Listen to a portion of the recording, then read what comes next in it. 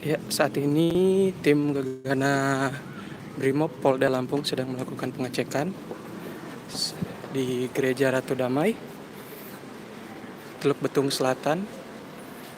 Pengecekan dilakukan dalam rangka persiapan malam misa Natal nanti malam.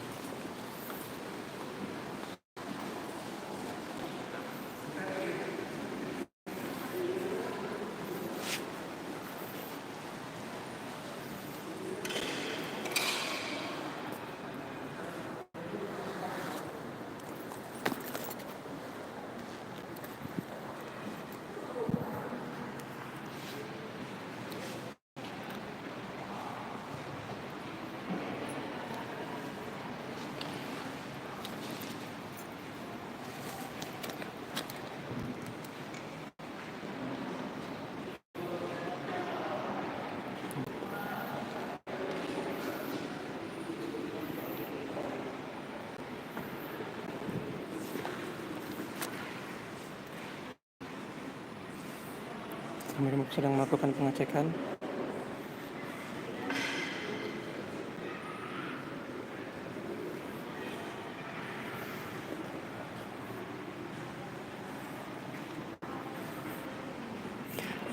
Rencananya gereja ini merupakan gereja yang akan